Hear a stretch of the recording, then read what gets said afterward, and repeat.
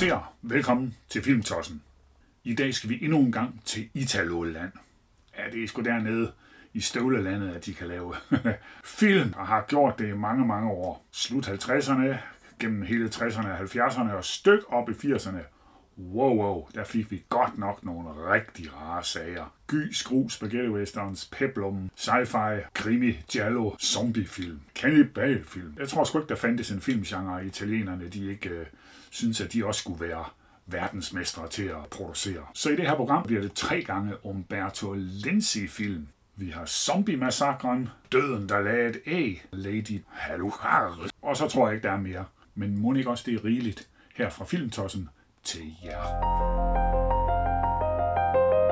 Men vi går i gang, og lad os bare starte ud med en tur i det Umberto Lenziske giallo-land.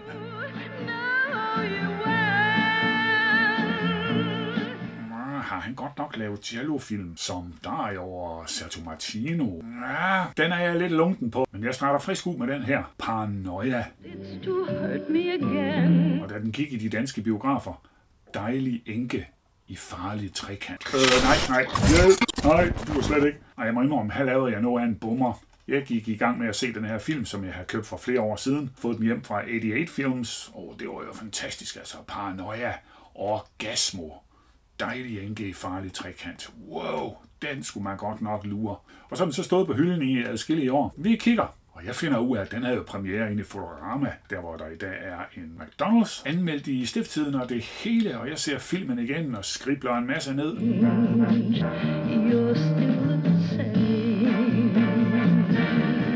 Så kan jeg godt se, at der er et eller andet. Ja, den er med Carol Baker, amerikanske stjerne, nu taget til Italolandet i Rom, spiller, smider tøjet og sådan lidt hist og pist i nogle film, ikke også, og bliver misbrugt. Det hele taget sådan efterstræbt livet. Og hun er også med i en masse andre Umberto Lenzi-film. Jamen, det er sikkert fint nok. Jean Sorel, jamen, det er da ham, der spiller den unge mand. Men så som filmen skrider frem, kan jeg godt se, der er sgu da ikke nogen enke, der kommer i en farlig trekant. Hold da kæft, det var da godt nok verdens dårligste dansk titel. Virkelig elendigt arbejde at give den sådan en titel. Altså, what? Og hele tiden har det luret lidt heromme bag nakken. Lars, er det dig, der er noget i vejen med?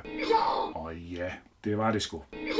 Fordi den her hedder Paranoia, helt sikkert. Den har aldrig været ude i de danske biffer, men den havde titlen fælles med en anden Lenzi-sag, der kom lige nogle måneder senere.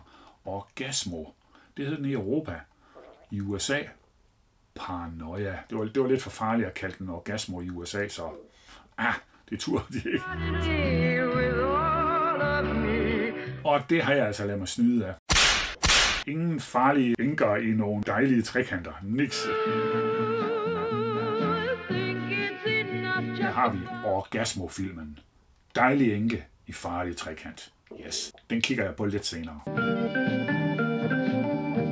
Så hvad handler den her om? Ja, hvis man lige kigger her bagpå. Double Crosses, Murder and Madness. Such things are the hallmarks of giallo, and Paranoia is a fine example of the form. Ja, måske i 69, altså sådan på den lensiske måde. Vi starter ud på en racerbane. Der er en vogn, der drøner derud af for fuld af hammer.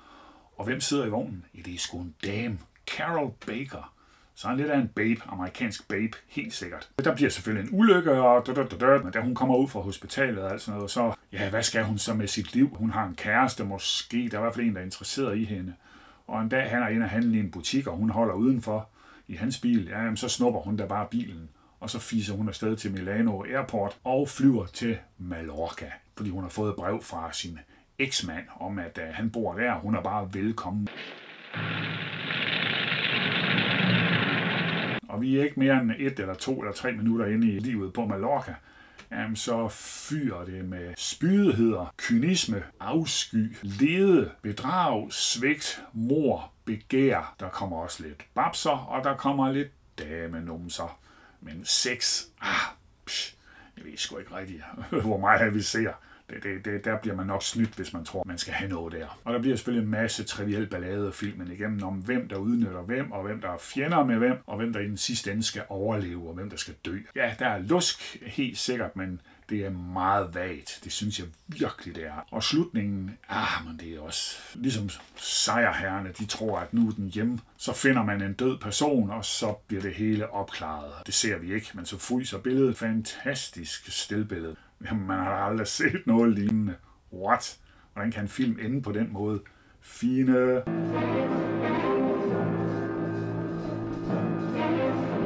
Vi ved jo, at Umberto Lenzi, han lavede nogle kannibalfilm. Han startede ud med den allerførste kannibalfilm, sådan set. Mundo Cannibale hed den i hvert fald, da den gik i de danske biografer. Der også beskæftiger sig det der med animal cruelty, altså drab på ægte levende dyr. Det får vi på kameraet. Springer til Paranoia her. Ja, det er der. Sådan nogle stenrige, mondane folk. Hvad skal de, når de sådan går og keder sig lidt? Hvis ikke de går til golf, så skal de ud og skyde. Lerdueskydning. Nej, det er sgu rigtig dueskydning. Og de der rige, indesigende personer, de står bare der i deres smukke gevanter, smil og solbriller, og de får drinks, og jeg ved ikke hvad. Så står de der bare og plaffer de duer ned der. Med dobbeltløbet jagtgevær, og jeg ved ikke hvad.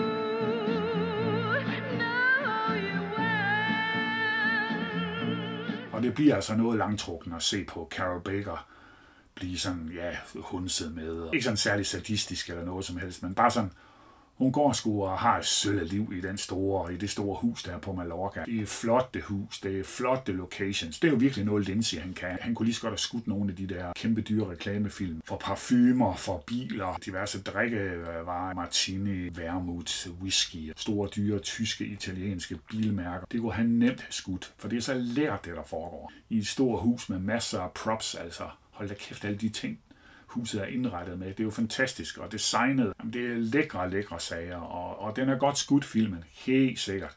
Fine kameraarbejde med gode vinkler og hele tiden. Og jeg tror, der er nogen, der siger, at i den her film, Carol Baker, jamen hun skifter vist tøj. Var det 33 gange eller sådan et eller andet?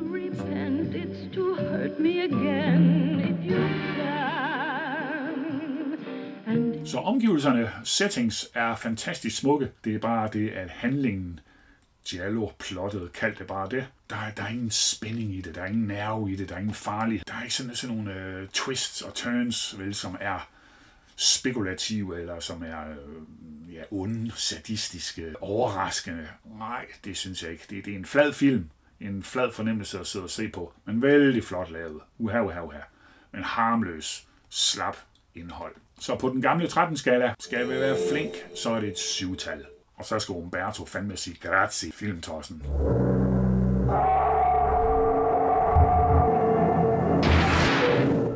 Cut til den her. Orgasmo.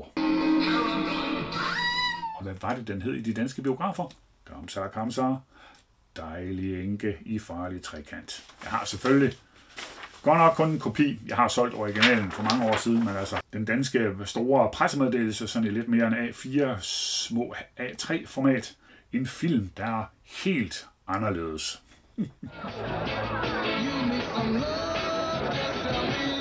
For fanden, jeg skulle ud og se hende, den dejlige enke, der kom ind i en eller anden form for livsfarlig trekant. Laserdisken havde sgu et eksemplar på lager, så jeg fes jo ind til Nå, og vi lavede en hurtig deal, og så var den her min for et par 100 kroner. Og hvad fandt jeg ud af?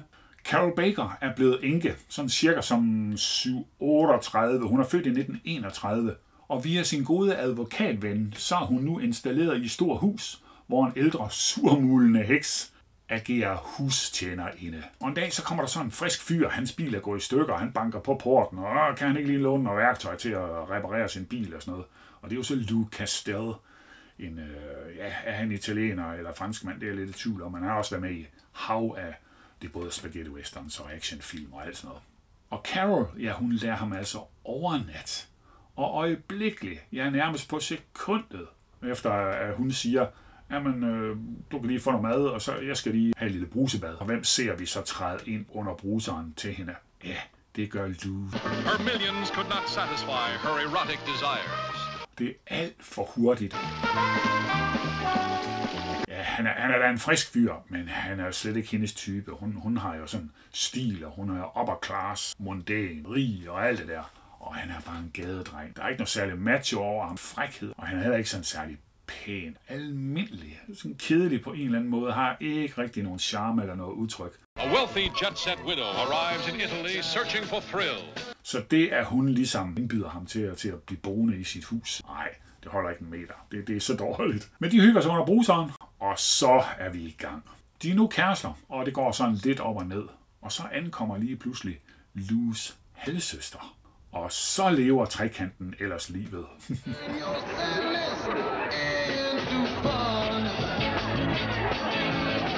Og selvfølgelig uler i mosen, det er klart. Men som jeg skriver her, en vaskeægte giallo, det bliver det aldrig. Papirstynd handling, naive, banale sammenstød og provokationer sker i hobetal, og det hele er sgu noget af en lam forestilling. Det er kedeligt, halvpinligt og langsomligt. Umberto. Carol Baker is breathtaking as the pawn in an extortion game. Enken er der dejlig, jo, men en farlig trekant. Altså, de giver hende nogle piller og nogle stoffer og sådan noget, og hun er ikke rigtig klar over, hvad der foregår. Jeg synes sgu, det er lidt en hån at kalde det en giallo.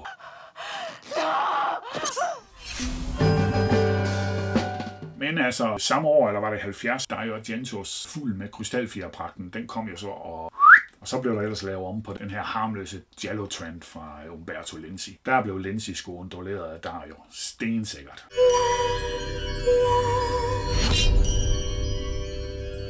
Italo Sleaze har aldrig set mere tam ud end det her. Orgasmo.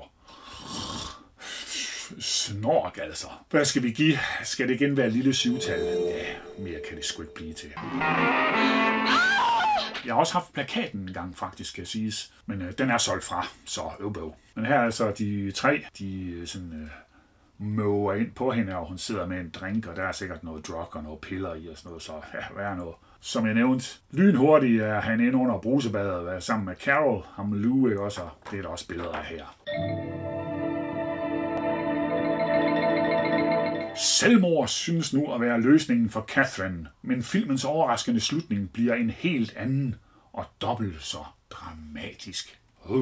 Og herovre bagpå, der har vi nogle slaglinjer, en strømvirvel af gys, frygt og sex. Filmen i dejlige farver, der overalt, hvor den blev vist, er blevet det helt store samtaleemne. Carol Baker som pigen, der lærte at gyse. Hun var rig, hun var smuk. Hvorfor gik hun i den erotiske fælde? Ung enke i farlig trekant. Nå, okay, jeg tror det var dejlig enke, men det er altså en ung her. Er en kultiveret gyser, hvor man udnytter den ensomme kvindes skiftevis betalelse og afsky for to af beat-alderens mest nederdrægtige repræsentanter. Fantastisk skrevet.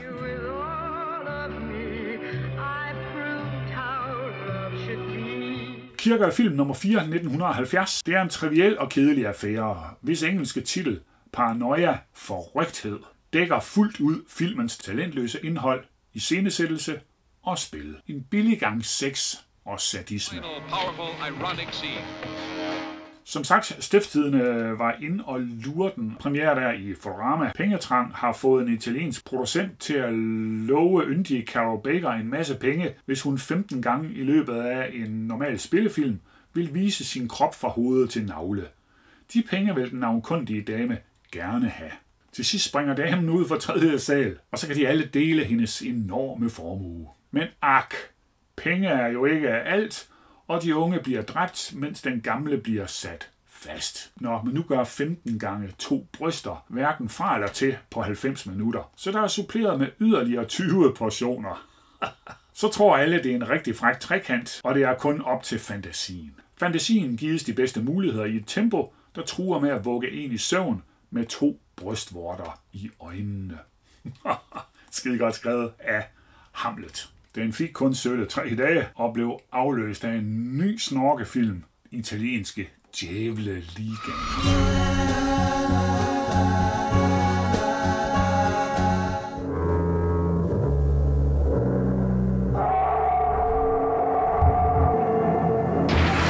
Topgyseren alle vil se. Realistisk topgyser. Spændende uhyggetema.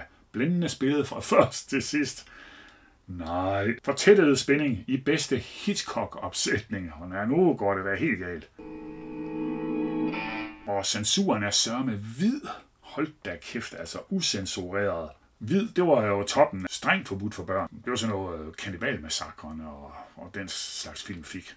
Det er helt galt, at den har fået en hvid censur, synes jeg. Hold da kæft, altså. En spaghetti-gyser og fuldstændig ligegyldig. Men der er en paradoksal konsekvens i ligegyldigheden, som man kan undre sig over. Det, som moralen kalder filmspekulation, plejer at gå på indslag af sex, vold og nervepirrende spænding. Men her er det en flov spekulation, man sidder med, og der mangler alle 3 ingredienser. Vi springer til tredje og sidste Lenzi-film i denne omgang. So Sweet, So Perverse. Ja, det er jo ikke godt, når der ikke er sex og vold og nervepirrende spænding, så... Following the international success of Orgasmo, the second Umberto Lenzi-Carol Baker collaboration is a kinky retelling of Diabolique, featuring lush Paris locations, trippy flashbacks, a swinging score by Riz Ortolani, og en all-star Eurocult cast, including Jean-Louis Trintignant, Erika Blanc, Helga Linné og selvfølgelig Horst Frank. Ja, ikke at glemme ham. Hvad synes jeg så om den? Vi starter ud med endnu en omgang lerdueskydning. Og denne gang, det er rigtige lerduer, der bliver skudt nu. Ham Jean-Louis Trintignant, fantastisk fransk skuespiller i det hele taget. Altså, wow, ham har jeg altid godt kunne lide. Han har et dysfunktionelt ægteskab. En ovenbo, Carol Baker selvfølgelig. Hun får tæsk af sin elsker, Horst Frank, og så indlader de forskellige parter sig ellers med hinanden. Det tyder spændende, det her. Men der er også mere nerver på. Trintignant, han er jo en klassisk skuespiller, og det er tydeligt, at det lover godt for resten af filmen. Absolut. Og Erika Blanc, hun er jo kone til Trintignant her i filmen, og hun kan altså høre det nye par hygge sig op ovenpå, og det gør hende naturligvis meget frustreret, når hun ligger i sengen eller går rundt i lejligheden nedenunder. Så har hun det jo selvfølgelig af helvede til. Og det nye unge par, jamen de tager der bare afsted, skider på konen og alle mulige andre. Og så skal der ellers stås på vandski. Carol Baker og Trintignant, de lever nu livet. Det er love. Så dukker ham Horst altså op, og bare navnet Horst Frank. Så ved vi godt, det bliver brutalt. Nå, men nu er der altså en morkomplot i gang, og det hele går jo ud på at myrde Trintignant. Why do we doubt the future? Tilbage i Paris, der er partytime i Trintignant og konens lejlighed. Det er faktisk ret okay lavet, synes jeg. Der bliver eksperimenteret sådan lidt, og det er sgu meget godt sat sammen. Det kunne jeg godt lide.